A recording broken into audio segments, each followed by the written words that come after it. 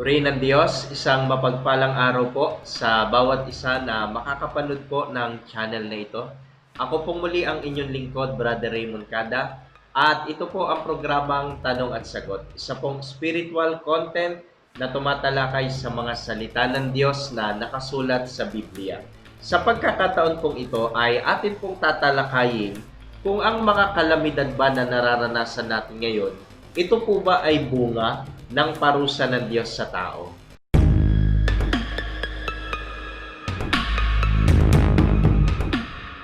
Sa mga nagdaang araw at mga buwan, ay dumanas po ang ating bansa ng matitindi at mabibigat na pagsubok. Nariyan po ang sunod-sunod na bagyo na ating naranasan. Ganon din po kahit sa ibang bansa ay nararanasan din po ito. At meron pa pong mga malawakang sunog at paglindol sa iba't ibang dako. Marami po ang naaapektuhan ngayon at bunga po nito, marami po ang lalong naghihirap. Kaya minsan na itatanong po natin, ang mga nararanasan po ba natin ngayon na mga kalamidad, ito po ba ay dahil sa napakasama na ng tao? Ginagamit ba ng Diyos ang mga kalamidad na ito upang tayo po ay parusahan? Ito po yung nais po nating linawin at pag-aralan sa mga pagkakataong ito. Ang totoo po, isa po yan sa mga nais ko din pong malaman, lalo't noong tayo po ay dumanas ng sunod-sunod na bagyo na natural naman talaga taon-taon nararanasan natin ang mga ito. Subalit ang tao po ay mabilis makalimot. Kaya kapag dumating ulit ang ganitong kalamidad, iniisip nila na ito ay bago. Pero sa totoo lamang ay sa mga nagdaang panahon, ito po ay nangyari na po at patuloy pa po na nangyayari. Ngayon, naitatanong po natin, ito po ba ay parusa ng ating Panginoong Diyos? Ginagamit po ba ng Diyos ang mga bagay na ito upang wakasan ang kasamaan ng sanlibutan? Sa totoo lang po mga kaibigan, ako rin po ay nagsaliksik mula sa banal na kasulatan upang malaman ang sagot patungkol po dyan. Kasi nga po napakarami nang naaapektuhan at ilang buhay na po ang namamatay dahil sa mga bagay nito. Ako po bilang isang nag-aaral at nagsasaliksik ng mga katotohanan mula sa Biblia, ito po ay aking pinag-aralan at nakita ko po ang ilang katotohanan patungkol po dito. Mababasa po natin sa Bible na ang mga kalamidad, ito po ay ginagamit din ng Diyos upang ang tao po ay parusahan. Halimbawa po, mababasa po natin dito po sa Aklat ng Job, sa Kapitulo 9, ang talata po ay 5 hanggang 6. At hindi nila nababatid ng kanyang itaob sila sa kanyang pagkagalit na siyang umuuga ng lupa mula sa kanyang kinaroroonan. At ang mga haligi nito ay nanginginig. Ganon din po mababasa po natin sa Aklat po ng Amos. Sa Kapitulo 9, ang talata po ay 6. Siya na gumagawa ng kanyang mga silid sa langit at inilagay ang kanyang pabilog na bubong sa lupa, na siyang gumagawa ng tubig sa dagat at ibinubuhos ang mga iyon sa ibabaw ng lupa. Panginoon ang kanyang pangalan. Dito po makikita sa dalawang talata na ating binasa na yung pong nararanasan natin na pag-uga ng lupa o mga lindol, ganon din po yung malalakas na bugso ng dagat o yung mga tidal wave, yung paglindol sa ilalim ng lupa na tinawag nga rin pong tsunami. Ito po ay ginagamit din ng Panginoon upang ang tao po ay parusahan dahil sa kanyang kasamaan. Ibig sabihin, ang mga kalamidad ay may pagkakataon na ginagamit po ito ng ating Panginoon Diyos. Ito po yung nakikita kong pagtuturo sa Biblia na hindi po pwedeng maitanggi ng kahit sino man. Meron pong mga natural na kalamidad at kung minsan ang mga natural na kalamidad na ito ay ginagamit din ng ating Panginoon Diyos sa kanyang makatwirang layunin. Ngayon, paano natin malalaman kung ang isang kalamidad po na ating nararanasan ngayon kagaya ng bagyo o lindol, ito po ay bunga ng parusa ng Diyos sa tao? Baka kasi isipin ng iba na kung ang Diyos ginagamin niya ang ganitong mga kalamidad, baka isipin niya na ang lahat ng nararanasan nating bagyo, lindol o mga sakuna na kumikitil ng libo-libong buhay ito ay laging ginagamit ng Diyos upang parusahan ang tao sa kanyang kasamaan. Kaya linawin po natin mula sa Biblia. Paano ba natin malalaman kung ang isang kalamidad ay ginagamit ng Diyos upang parusahan ang tao dahil sa kanyang kasamaan? Magbibigay po ako sa inyo ng 3 punto para ma-consider po natin kung ang kalamidad ba na ating nararanasan ay bunga po ng parusa ng Diyos, bunga ng ating kasamaan. Ang una, may consider po natin na ang kalamidad ay parusa ng Diyos sa tao kung ang Diyos po ay mayroong makatwirang dahilan upang gawin po ang bagay na ito. Halimbawa po, mababasa po natin dito po sa aklat ng Henesis, sa Kapitulo 6, ang talata po ay 5 hanggang 7. Ganito po ang ating mababasa. Nakita ng Panginoon na napakasama na ng mga tao at ang bawat haka ng mga pag-iisip ng kanilang puso ay palagi na lamang masama. Nalungkot ang Panginoon na kanyang nilalang ang tao sa lupa at nalumbay ang kanyang puso. Kaya't sinabi ng Panginoon, lilipulin ko ang tao na aking nilalang sa ibabaw ng lupa, ang tao, hayop, ang mga gumagapang at ang mga ibon sa himpapawid, sapagkat ako'y nalulungkot na nilalang ko sila. Ito po matibay na katunayan mula sa Biblia. Sa talata po na ating binasa ay sinasabi na ang Diyos po, bunga ng kasamaan ng tao, ay nagkaroon ng makatwirang dahilan upang lipulin niya ang buong sanlibutan. Ang sabi nga po sa talata na ating binasa, nakita daw ng Panginoon na napakasama na ng tao sa lupa. At yung laman daw ng puso ng tao ay lagi na lamang na nakahilig sa masama. At ang dugtong pa sa talata na ating binasa, ang pahayag mismo ng ating Panginoon Diyos, kaya't sinabihan niya ng Panginoon, lilipulin ko ang tao na aking nilalang sa ibabaw ng lupa. Ito pong tagpong ito po yung panahon ni Noe na kung saan nilipol ng Diyos ang tao sa pamamagitan ng bahang gunaw. Dito po ay ginamit nga ng Diyos ang mga natural calamity. Ang ginawa ng Panginoon ay pinaulan niya ng walang humpay at pagkatapos ay binuksan ang mga bukal ng lupa hanggang sa ang mundo ay maapawan ng tubig. Dito po ay meron po tayong matututunan. Ang Diyos po, kung gagamitin niya po yung mga natural calamity, siguradong meron siyang makatwirang dahilan. Sapagkat ang Diyos ay makatarungan, nakikita ng Diyos na wala na halos tao na lumalakad sa kanyang kalooban. Kaya sana magsilbing eye-opener din po ito sa bawat isa sa atin.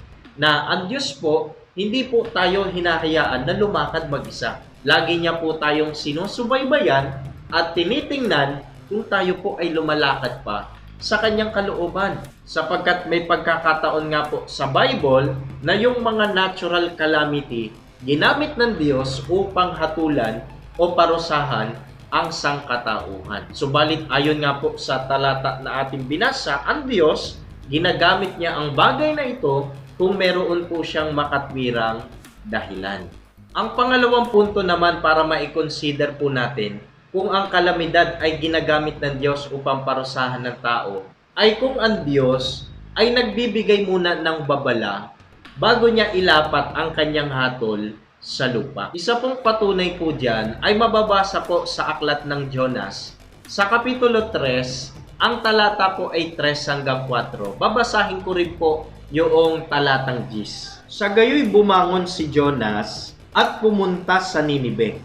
Ayon sa salita ng Panginoon, ang Ninive ay isang napakalaking lungsod na 3 araw na bagtasin ang luwang. At nagsimulang pumasok si Jonas sa lungsod na may 1 araw na lakarin ang layo. At siya'y sumigaw, 40 araw pa at ang Ninive ay mawawasak. At nang makita ng Diyos ang kanilang ginawa, na sila'y humiwalay sa kanilang masasamang lakad, nagbago ng isip ang Diyos tungkol sa kasamaan na kanyang sinabing gawin niya sa kanila at hindi niya iyon ginawa. Ano po yun dapat nating maunawaan ukol po sa talata na ating binasa? Ito po ay tagpo naman na nung si Jonas na isang propeta ay suguin ng Diyos upang ibigay ang balita na dahil din sa kasamaan ng lungsod na ito, ay lipulin na rin ito ng Panginoon Diyos. Ang ginawa ng Diyos, sabi nga po sa talata na ating binasa, si Jonas daw po na isang propeta ay sinugo ng Diyos doon sa lungsod ng Ninibe. At pagkatapos sa pamamagitan ni Jonas, nagpahayag ang Diyos at nagsabi, 40 araw ay wawasakin na ng Diyos ang lungsod ng Ninibe. Nung malaman po ito ng mga mamamayan ng Ninibe, sila po sa pangunguna ng hari, sila po ay nagsisi sa kanilang mga kasalanan. Nandiyan pa nga po na sila ay nag-ayuno at nanalangin ng maningas sa ating Panginoon. Umiwalay sila sa kanilang masamang lakad, kaya sa loob ng 40 araw, ang sabi sa talata, nakita ng Diyos na ang mga taga-Ninibe ay nagsisi sa kanilang mga kasamaan. Kaya sa halip na gawin ng Diyos yung kanyang itinakdang paglipol, nagbago po yung kanyang isip at hindi niya na nga po isinagawa yung kanyang paglipol na gagawin. Sa makatwid, kung gagamitin man ng Diyos yung mga natural calamity upang parusahan ang tao, ay nagbibigay muna siya ng babala. Nagpapatiunang ipaalam muna sa tao sapagkat may pagkakataon pa ang ating Panginoon Diyos na ibinibigay upang ang tao ay magsisi, sa gayoy hindi itinutuloy ng Diyos ang kanyang balak na lipulin o hatulan ang sanlibutan. Kaya po kung yung mga natural calamity na nararanasan po natin ay wala naman pong patiunang babala ang ating Panginoon Diyos, tiyak na hindi po ito isang bagay na ginawa ng Diyos upang ang tao ay parusahan. Kung minsan naman po kasi yung mga calamity na ating nararanasan ay hindi naman talaga malulubha. Ang problema, bunga po ng kasamaan ng tao ay nangyayari po yung mga bagay na hindi inaasahan. Imbis na hindi naman po malala ang isang kalamidad, maraming buhay ang namamatay sapagkat meron pong mga mapagsamantala na ang nagiging bunga ng kanilang masamang gawa ay nagdudulot ng malaking problema sa mga mamamayan nito. Ang pangatlo naman ay hindi niya hinahayaan na madamay po yung mabubuting tao sa kanyang pagpaparusa sa pamamagitan ng mga natural calamity. Isang katunayan po dyan, mababasa po natin dito po sa aklat po ng Genesis. Sa 19 po, ang talata naman po ay 15 hanggang 17. Kinaumagahan, pinapagmadali ng mga anghel si Lot na sinasabi, "Bumangon ka, isama mo ang iyong asawa at ang iyong 2 anak na babae na narito. Baka pati ikaw ay madamay sa parusa sa bayan." Subalit siya'y nagtagal, kaya't dahil sa habag sa kanya ng Panginoon, hinawakan ng mga lalaki ang kanyang kamay at ang kamay ng kanyang asawa at ang kamay ng kanyang 2 anak na babae. At siya'y inilabas nila at iniwan sa labas ng bayan. Nang sila'y mailabas na nila, ay sinabi nila, "Tumakas ka alang-alang sa iyong buhay. Huwag kang lumingon o huminto man sa buong libis. Tumakas ka hanggang sa bundok sapagkat kung hindi, ikaw ay mamamatay." Ito naman po ay kasaysayan naman po sa panahon ni Lot. Bunga naman po ng kasamaan ng mamamayan ng lungsod ng Gomora, nagpasya din ang Diyos na lipulin ang lungsod na ito. Subalit, ang sabi po sa talata na ating binasa, si Lot ay hindi po idinamay ng Diyos bagamat doon po nakatira sa lungsod ng Gomora. Ang sabi nga po sa talata na ating binasa ay pinapagmadali ng mga sugong anghel si Lot at ang kanyang sambahayan upang hindi daw sila madamay sa gagawing parusa ng Diyos sa lungsod. Ang nangyari ay medyo nagtagal si Lot, kaya sa habag ng Panginoon upang hindi sila madamay, ay kinaladkad na sila ng anghel sa labas ng bayan upang sa ganon ay hindi sila madamay. Sa mga tweet, kung gagamitin nga ng Diyos yung mga natural calamity, ay tiyak, hindi niya po idadamay yung matutuwid na tao. Kahit pa sabihin na sila ay nakatira doon mismo sa lugar na kung saan ay ibababa ng Diyos yung kanyang hatol, ay tiyak na ililigtas niya ito at hindi niya hahayaan na madamay. Kaya kung yung mga natural calamity na nararanasan natin ngayon, kahit yung matuwid o masama, kapwa po nadadamay sa mga nangyayaring kalamidad na ito, tiyak hindi po natin dapat isipin na ito ay pagpaparusa ng Diyos sa tao. Sapagkat ayon nga po sa talata na ating binasa, kapag ang mga kalamidad ay gagamitin ng Diyos, titiyakin muna ng ating Panginoon Diyos na hindi po madadamay ang mga matuwid na tao sa pagpaparusa niya sa mga masasama na lumalakad sa ibang daan o sa daan na hindi nakalulugod sa kanyang paningin. Kaya minsan nagtataka po tayo Marami po tayong mga napapakinggan sa ibang mga tao na dahil sa sunod-sunod na trahedya na mga kalamidad, bagyo, lindol at sunog na nararanasan, minsan nasasabi nila na dahil sa kakulangan ng kaalaman sa nilalaman ng banal na kasulatan, ay isinisisi nila sa ating Panginoon Diyos yung mga nangyayaring sakuna sa kanila. Sinasabi kagad nila na napakalupit at napakasama ng ating Panginoon Diyos sapagkat lahat po ng tao ay pinarurusahan niya kahit na mayroon naman ditong mga matuwid o lumalakad sa kanyang mga daan. Dapat po nating maunawaan na yung mga natural calamity na nangyayari sa atin, kung hindi naman po sumasampa sa tatlong pamantayang ito para ma-consider na ito po ay parusa ng Diyos sa tao, huwag nating iisipin na ang Diyos ang may kagagawa nito. Ito po yung mga natural calamity na nangyayari sa sanlibutan na nais ng Diyos na tayo po ay magtiwala sa Kanya. Ang totoo po, sa gitna ng mga natural na calamity na ating nararanasan, meron po tayong maaasahan sa ating Panginoon Diyos. Pakinggan po ninyo, dito po sa Aklat ng Mateo, sa Kapitulo 8, ang talata po ay 24 hanggang 27. Pakinggan po ninyo at unawain ang talata po. At dumating ang isang malakas na bagyo sa dagat, ano pat matatabunan ng alon ang bangka. Ngunit siya ay natutulog. Lumapit sila sa kanya at siya ay ginising, na nagsasabi, Panginoon, iligtas mo kami, mamamatay kami. Sinabi niya sa kanila, bakit kayo'y nangatatakot o kayong maliliit ang pananampalataya? Kaya't bumangon siya at sinuway ang mga hangin at ang dagat at nagkaroon ng lubos na kapayapaan. Kaya't namangha ang mga tao na nagsasabi, anong uring taong ito na maging ang mga hangin at ang mga dagat ay sumusunod sa kanya? Sana po ay napansin po ninyo yung talata po na ating binasa. Ang mga alagad ng Panginoong Kristo nung sila ay naglalakbay at nasa dagat, ay naranasan din po yung matinding mga kalamidad. Nagkaroon ng bagyo sa gitna ng kanilang paglalakbay. Ang kanila pong naging reaksyon ay ginising nila ang Panginoon at sinabing, tulungan mo kami sapagkat kami mamamatay. Hindi po ba ganito rin yung nagiging reaksyon ng madami?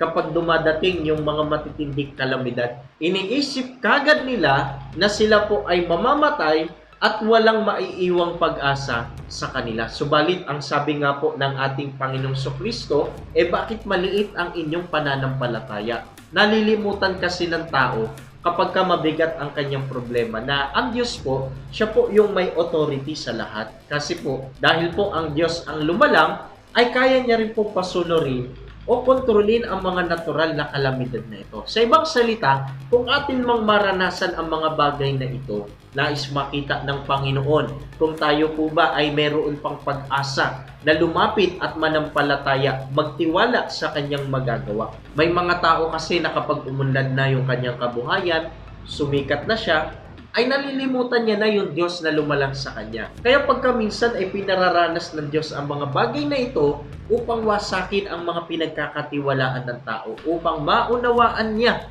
na ang Diyos lamang ang dapat nating panghawakan sa kabila ng mga mabibigat na pagsubok na dumadaan sa ating mga buhay. Kasi kahit ang mga bagay na ito, wala yang magagawa sa gitna ng mga natural na kalamidad. Subalit ang Diyos ay may malaking magagawa. Katunayan, ang Panginoong Kristo ay pinahupa o pinatigil ang bagyo. Kaya nga po namangha yung mga alagad. Ang sabi, bakit ganito ang taong ito, maging ang mga hangin at ang mga bagyo ay sumusunod sa Kanya. Ito rin po yung maging damdamin natin. Ito rin po yung maging puso ng bawat isa sa atin. Kaya po ang mga Kristiyano, bagamat dumanas ng mabibigat na pagsubok, sukdulang dahil sa mga kalamidad na ito, ay mayroong mamatay sa kanyang mga mahal sa buhay, hindi niya sinisisi ang ating Panginoon Diyos. Lagi niyang inuunawa ang isang katotohanan na ang Diyos ay laging mayroong mabuting layunin. Na pagkatapos ng mga kalamidad na ito, ang Diyos ay magbibigay ng pag-asa upang ang tao ay makapagpatuloy na naglilingkod sa ating Panginoon Diyos.